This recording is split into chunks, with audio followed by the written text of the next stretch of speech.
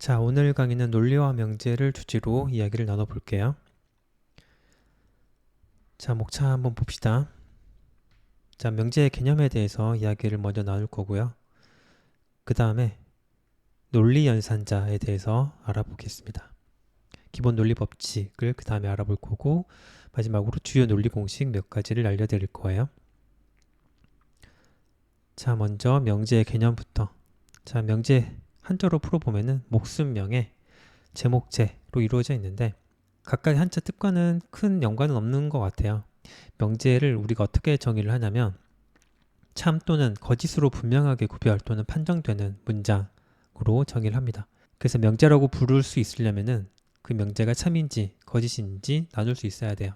참도 아니고 거짓도 아닌 그런 문장은 우리가 명제에 포함하지 않습니다. 명제의 종류로는 정언명제, 가언명제 등이 있는데, 오늘 우리가 주로 알아볼 거는 논리식으로 나타낼 수 있는 가언명제 또는 복합명제 위주로 알아보도록 할 거예요. 자, 그럼 논리 연산자에는 어떤 것이 있는지 첫 번째로 부정 연산자를 한번 봅시다. 물결 모양의 기호를 많이 쓰는데 영어로는 not으로 읽어요. 이 부정 연산자의 기능은 뭐냐? 이 연산자 뒤에 오는 명제가 참이면 거짓으로, 거짓이면 참으로 변환해 줍니다. P라는 명제가 있다고 했을 때 이 P라는 명제가 참이라면 not을 붙여줬을 때 거짓이 되고, 거짓인 명제는 not을 붙였을 때 참으로 바뀐다는 거예요. 두 번째 알아볼 논리 연산자, 바로 연언 연산자입니다. 논리곱 연산자라고도 하고 AND라고 읽어요. 교집합 기호랑 비슷하게 생겼죠. 자, 이 연언 연산자의 경우는 이 연산자 앞 뒤에 오는 명제가 모두 참인 경우에만 참이고 나머지는 모두 거짓으로 만들어줍니다. 자, 예를 들어서 P와 Q 두 개의 명제에 대해서 총 4가지 경우를 알아볼 거예요. 각각이 참 또는 거짓 나눠보면은 참, 거짓, 거짓, 참, 거짓, 거짓 이렇게 총 4가지가 있거든요. 그럼 각각에 대해서 이 연언 연산자는 어떻게 적용이 되느냐? P와 Q 둘 다 참일 때에만 참이고 나머지는 모두 거짓이 돼요. 그래서 첫 번째 경우에만 P and Q가 참으로 되고 나머지는 모두 거짓이 된다라는 겁니다. 그래서 P하고 Q 둘 중 어느 하나라도 거짓이면은 P and Q는 무조건 거짓이 돼요. 자, 그 다음에 알아볼 논리 연산자, 선언 연산자입니다. 논리합 연산자라고도 하고 오어라고 읽어요. 자, 이 선언 연산자의 경우는 이 앞 뒤에 오는 명제가 모두 거짓일 때에만 거짓이고 나머지는 모두 참으로 만들어줍니다. 자, 여기도 예를 들어서 볼게요. 자, P와 Q 똑같이 4가지 케이스가 있는데 이 중에 제일 마지막, 즉 P하고 Q 모두 거짓인 경우에만 P or Q가 거짓으로 되고 나머지 경우는 모두 참이 됩니다. 그래서 P든 Q든 어느 한쪽이 참이기만 하면 P or Q는 참이 되고 둘 다 거짓이면은 거짓이 된다라는 겁니다. 자, 그 다음 베타적 논리합도 알아볼게요. 이 연산자의 경우는 이 연산자 앞뒤에 오는 명제의 진리값이 서로 다르면 참이고 같으면 거짓으로 만들어져요. P하고 Q가 둘 다 참이거나 둘 다 거짓인 경우, 이때에는 이 연산자 앞뒤에 오는 명제의 진리값이 서로 같잖아요. 그럼 이때는 거짓으로 만들어주고, P가 참이고 Q는 거짓, 반대로 P는 거짓, Q는 참, 이렇게 진리값이 서로 다를 때에만 참으로 만들어준다는 겁니다.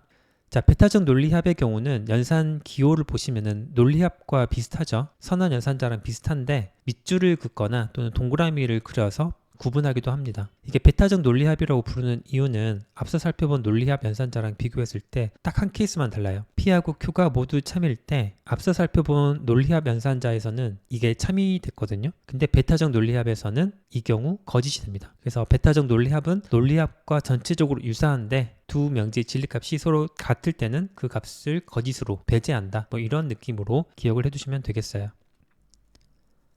자, 그 다음에 조건 연산자 또는 함의, 함축 연산자라고도 하는데 이 연산자의 기능을 한번 살펴봅시다. 자, 조건 연산자의 경우는 특별히 이 연산자 앞에 오는 명제를 전건, 뒤에 오는 명제를 후건이라고 부릅니다.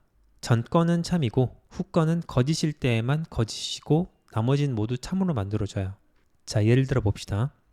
자, P하고 Q 각각의 경우를 따져봤을 때 두 번째 줄 한번 볼게요. 전건, 즉 P는 참이고 후건, Q가 거짓인 경우 P이면 Q이다. 이 명제는 거짓이 돼요. 그럼 다른 경우는 어떻게 되냐? 다른 경우는 모두 참이 된다는 거죠. 이게 처음 논리 공부를 하시는 분들이 직관적으로 잘 받아들이기 어려운 케이스인데 이거는 논리학자들이 이렇게 정의를 한 거니까 우리는 그대로 받아들여줘야 되거든요. 근데 이 경우 보면은 P하고 Q가 둘 다 참일 때 P이면 Q가 참으로 나오는 경우, 요거는 심정적으로 우리가 잘 받아들일 수 있어요. 세 번째랑 네 번째의 경우 전건이 거짓일 때 심정적으로 잘 이해가 안 가는 대목이 있을 수 있거든요. 즉 전건은 거짓인데 후건은 참일 때 얘도 참이고, 전건 후건 모두 거짓일 때에도 P이면 Q가 참이 되고, 이게 심정적으로 잘 이해가 안 될 수 있어요. 우리가 P도 명제고 Q도 명제고 조건 연산자를 이용한 P이면 Q다, 이것도 명제가 돼야 되거든요. 근데 앞서 살펴본 대로 명제는 참 또는 거짓 둘 중에 하나의 값을 무조건 가져야 돼요. 그렇다면 전건이 거짓인 경우에도 참이든 거짓이든 진리값을 부여를 해야 된다는 거죠. 근데 이 상황에서 논리학자들은 진리값을 참으로 주자라고 정의를 내린 겁니다. 그럼 우리는 그 정의를 따르면 되는 거고, 그래서 이 조건 연산자의 경우는 참에서 거짓이 도출되는 그런 경우만 거짓으로 규정을 하고 나머지는 다 참으로 간주한다, 그런 식으로 이해를 해주시면 됩니다. 그 다음에 알아볼 논리 연산자는 쌍조건 연산자 또는 동치 연산자입니다. 영어로는 if and only if라고 불러요. 이 연산자 앞뒤에 오는 명제의 진리값이 서로 같으면 참이고 다르면 거짓이 돼요. 우리 앞서 살펴본 베타적 논리학과는 정반대의 기능이 있다고 보시면 됩니다. 즉 P하고 Q가 둘 다 참일 때 참이 되고 둘 다 거짓일 때에도 참이 된다는 거죠. 근데 P는 참이고 Q는 거짓이거나 반대로 P는 거짓이고 Q는 참일 때, 이처럼 진리값이 서로 다를 때에는 거짓이 나온다라는 겁니다. 그 쌍조건과 베타적 논리합은 서로 정반대의 기능을 한다라는 것을 기억을 해두시면 돼요. 자, 그럼 지금까지 살펴본 논리 연산자를 토대로 몇 가지 기본 논리 법칙에 대해서 알아봅시다. 첫 번째, 교환 법칙이에요. 자, 교환한다는 거는 말 그대로 뭔가 바꾸는 거잖아요. 뭘 바꾸느냐? 논리 연산자 앞뒤 명제의 위치를 바꾸더라도 진리값은 그대로 유지되는 법칙, 이걸 교환 법칙이라고 해요. 모든 연산자에 적용되는 것은 아니고 조건 명제에서는 적용이 불가능합니다. 그런데 그 외에는 적용 가능해요. 그래서 P and Q, P 또는 Q, P 베타적 논리합 Q, 이 세 가지에 대해서는 위치를 바꿔가지고 Q and P, Q 또는 P, Q 베타적 논리합 P, 이렇게 나타낼 수 있는데 P이면 Q이다, 이거 같은 경우는 Q이면 P이다로 바꿀 수가 없어요. 자, 그 이유를 살펴보면은 P하고 Q 각각 총 4가지 경우에 대해서 P이면 Q와 Q이면 P 진리값을 따져봅시다. 먼저 P이면 Q, 이 경우는 두 번째 케이스, 즉 P가 참이고 Q가 거짓일 때만 거짓이고 나머지는 참이라고 했잖아요. 그래서 TFTT 이렇게 나와요. 그럼 Q이면 P, 이건 어떻게 될까? 이때는 전건이 Q가 되고 후건이 P가 되죠. 그럼 전건이 참이고 후건이 거짓인 경우를 찾아보면 Q가 T고 P가 F인 세 번째 케이스잖아요. 근데 이 세 번째 케이스가 이번에는 거짓이 되고 나머지가 참이 됩니다. 자, 그래서 이 두 가지 경우를 놓고 보면은 진리값이 서로 달라진 게 보이죠? 두 번째랑 세 번째 경우 진리값이 바뀝니다. 그래서 P이면 Q이다와 Q이면 P이다는 같지 않다라는 걸 꼭 기억을 해두세요. 자, 그 다음에 결합법칙입니다. 결합법칙은 논리 연산자를 어떻게 결합할 것이냐에 관련된 거거든요. 자, 이 경우는 같은 논리 연산자가 2번 이상 일단 반복이 돼야 돼요. 그렇게 반복된다고 할 때 연산 순서와 상관없이 똑같은 진리값이 나오는 법칙을 뜻합니다. 자, 이 경우에도 우리가 조건 명제에서는 일반적으로 적용이 안 돼요. 자, 예를 들어 봅시다. 자, P and Q 그리고 난 뒤에 and R을 하거나 먼저 Q and R을 하고 나중에 P and를 하거나 똑같은 진리값이 나온다는 겁니다. 이따 살펴볼 거예요. 또는 연산인데도 마찬가지고 베타적 논리합도 마찬가지예요. 어떤 걸 먼저 연산을 하든 진리값은 똑같이 나옵니다. 그럼 마지막의 경우 P이면 Q이다, 이걸 먼저 한 뒤에 그 다음 조건 연산자 R로 이어지는 거랑 먼저 Q이면 R 이걸 계산하고 그 다음에 얘를 후건으로 하고 전건을 P로 했을 때 조건 연산자를 적용하는 결과랑 다르게 나온다는 겁니다. 같이 한번 볼게요. 자, 이번에는 P, Q, R 3개의 명제가 등장하기 때문에 총 8가지 경우가 나오게 돼요.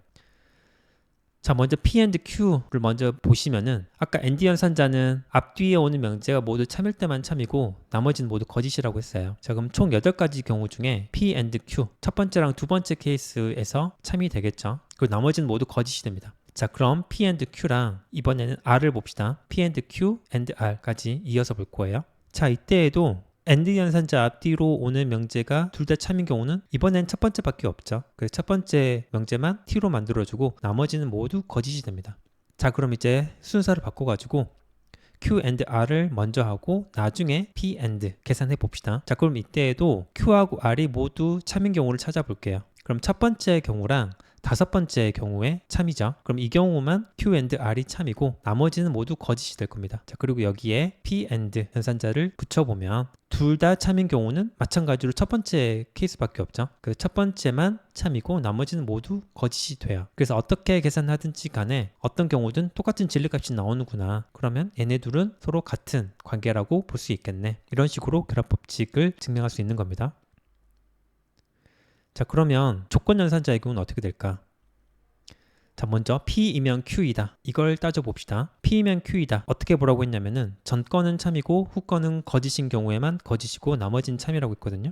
그러면 세 번째랑 네 번째를 보면 전 건인 P가 참이고 후 건인 Q가 거짓이잖아요. 그래서 세 번째랑 네 번째가 거짓이고 나머지는 모두 참이 될 겁니다. 자, 그럼 얘를 전건으로 두고 후건을 R로 둘게요. 이때에도 먼저 따질 거 전건이 참, 즉 P이면 Q가 참인 애들 보시고 그것들 중에 R이 거짓인 애가 있나? 총 세 가지가 있어요. 두 번째랑 그리고 마지막에서 세 번째 그리고 제일 마지막 거. 그럼 그것들만 거짓으로 만들어주고 나머지는 참이 되겠죠. 그럼 순서를 바꿔가지고 Q이면 R 이걸 먼저 한 뒤에 나중에 P 조건 연산자를 붙여봅시다. 자, Q이면 R 이 경우도 Q는 참이고 R은 거짓인 경우를 찾아보면 두 번째랑 마지막에서 세 번째가 있어요. 그러면 그 둘을 거짓으로 만들어주고 나머지는 참이 되겠죠.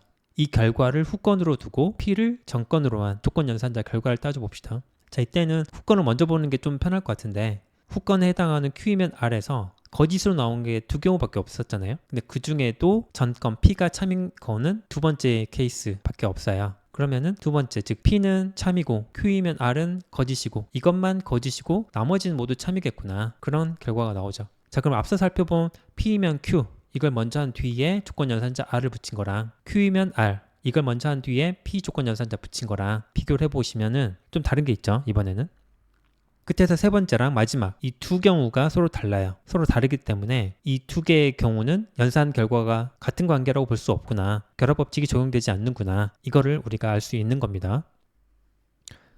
자, 이번에는 분배 법칙에 대해서 알아봅시다. 자, 분배 법칙이라는 거는 괄호 바깥에 있는 논리 연산자를 괄호 안쪽의 논리 연산자에 분배해서 계산할 수 있는 법칙을 의미합니다. 조건 명제에서는 이 경우도 일반적으로 적용이 안 됩니다. 적용되는 것처럼 보이는 경우도 있고 그렇지 않은 경우도 있기 때문에 이걸 잘 나눠가지고 기억을 해줘야 돼요. 조건 명제가 아닌 다른 논리 연산자에서는 얼마든지 적용 가능합니다. 자, 예를 들어서 P and 괄호 Q 또는 R 이 경우는 P and를 각각 분배시켜 줘가지고 P and Q, P and R 만들어주고 각각을 또는으로 묶어주는 이런 식으로 계산할 수 있어요. and 연산자와 or 연산자 위치를 바꾸더라도 똑같이 계산할 수 있습니다. 베타적 논리합이 쓰인 경우에도 분배 법칙은 적용된다. 이 외에도 여러 가지 경우가 더 있을 수 있겠죠. 참고로 기억해 두시고 그럼 조건 명제에서는 어떻게 우리가 봐야 될까? 이 조건 명제의 경우는 조건 연산자를 기준으로 전건에 and, or 이런 연산자가 들어가냐 또는 후건에 들어가냐에 따라 우리가 좀 다르게 봐야 되거든요. 같이 한번 봅시다. 자, 먼저 알아볼 거는 후건에 and 연산자가 들어가 있는 이런 케이스를 한번 볼게요.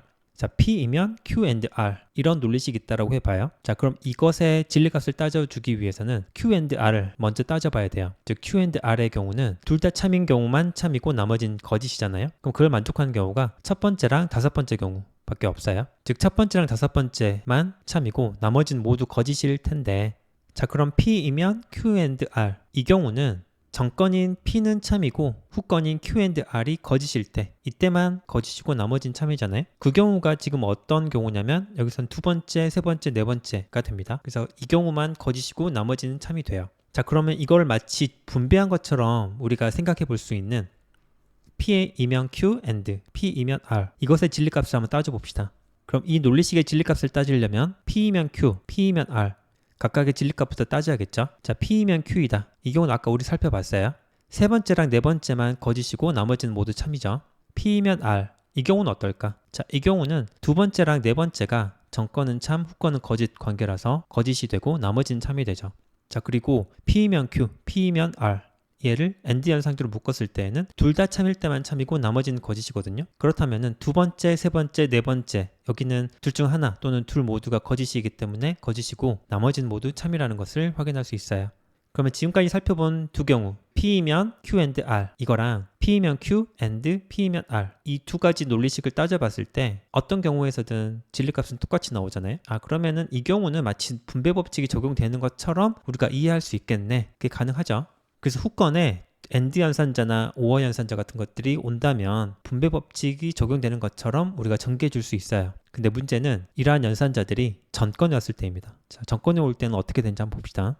자, 전건에 온다고 했을 때 논리식을 이렇게 따져봅시다. Q and R이면 P. 앞서 살펴본 게 P이면 Q and R이었잖아요. 그러면 Q and R 이 경우에 진리값은 어떻게 나오느냐?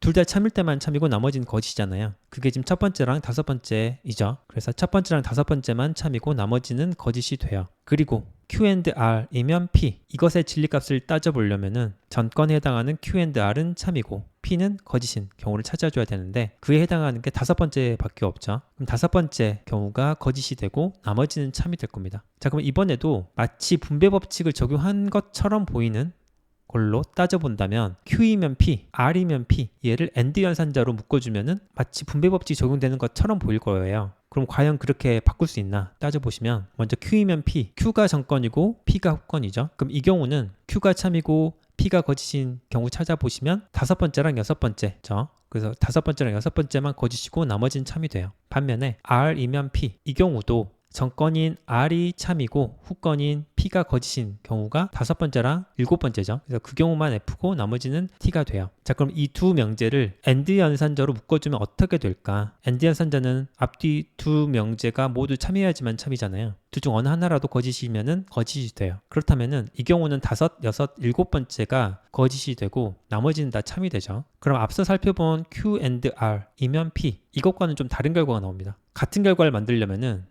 이 AND 연산자를 OR 연산자로 바꿔줘야 돼요. OR 연산자를 바꿔준다고 보면 그러면 이제 앞뒤에 오는 명제가 둘 다 거짓인 경우만 거짓이고 나머지는 참이 되니 다섯 번째만 거짓이고 나머지는 모두 참이 되잖아요. 그럼 이제 우리가 처음 살펴봤던 Q and R이면 P이다. 이것과 같은 진리값이 나온다는 것을 확인할 수 있어요. 그래서 이 경우는 분배 법칙이 적용되지 않는 것처럼 보이잖아요. 그래서 이런 예외적인 케이스가 있으니까 이 경우는 조심하셔야 돼요. 그래서 전건에 AND 또는 OR가 온 경우 분배 법칙 적용할 때 조심하자. 잘 기억을 해두시면 좋겠습니다. 자, 지금부터는 몇 가지 주요 논리 공식을 정리해 드리겠습니다. 자, 먼저 알아볼 거는 대우규칙이에요. 자, 대우규칙은 조건명제에서 적용되는데 일반적인 조건명제 P이면 Q이다. 얘를 변형하는 몇 가지 방법이 있어요. 전건하고 후건의 위치를 바꾸면은 영명제, 즉 Q이면 P이다. 이게 영명제가 되고요. 이명제가 있는데 이명제는 전건이랑 후건을 각각 부정을 시켜요. 즉 not P이면 not Q이다. 그렇게 하면 이명제가 되죠. 대우명제는 어떤 거냐면 영명제의 이명제 또는 이명제의 영명제라고도 해석할 수 있거든요.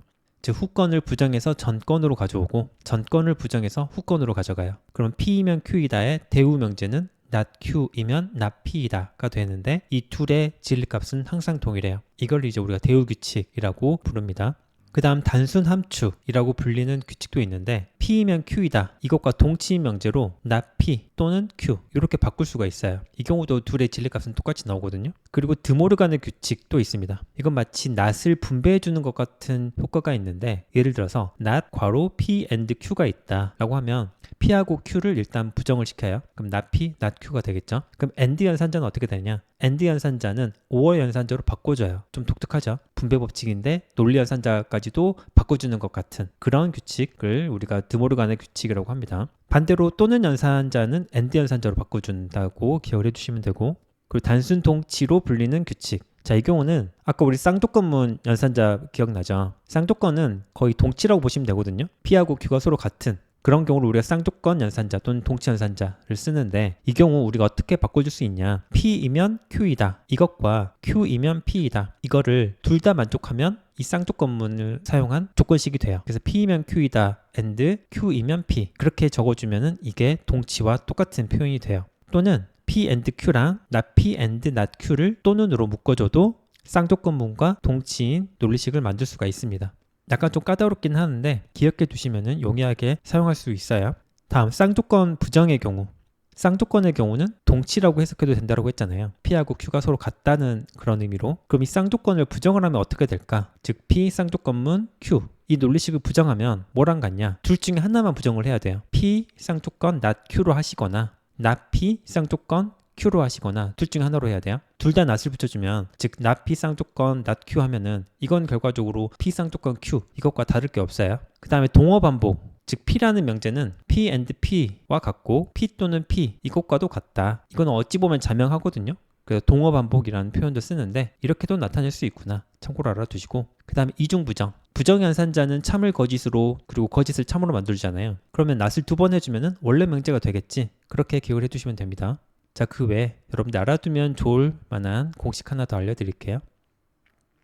자, PQR 세 개의 명제가 있다라고 했을 때 다음과 같은 명제가 있다고 해봐요. P and Q이면 R. 우리 아까 이거 봤었죠? 아까 우리 이 결과 어떻게 나왔냐면은 두 번째만 F였고 나머지는 참 이렇게 나왔었잖아요. 그러면 이게 어떤 것과 같은 결과가 되는지를 따져봅시다.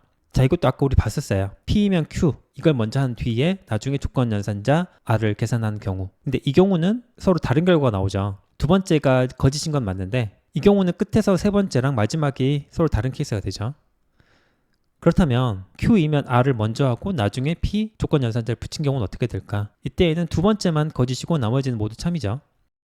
즉 P이면 Q를 먼저 하고 나중에 조건 연산자 R을 할 때에는 끝에서 세 번째랑 마지막이 다른 결과가 나오지만 Q이면 R을 먼저 하고 나중에 P 조건 연산자를 붙였을 때에는 같은 결과가 나온다.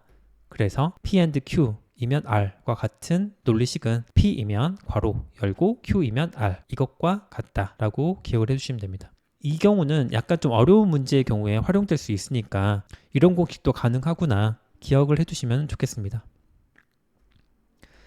자, 그래서 지금까지 논리와 명제를 주제로 주요 논리 개념을 비롯해서 논리식과 몇 가지 명제 간의 관계, 법칙 등에 대해서 살펴봤어요. 오늘 다룬 내용은 논리 명제와 관련돼서 아주 기본적인 내용들만 제가 다룬 거거든요. 이를 이용해서 논리 퍼즐을 푸는 여러 가지 방법들에 대해서는 또 다른 강의에서 살펴보기로 할게요. 자, 그러면 우린 또 다음 강의에서 또 만나기로 해요. 수고하셨습니다.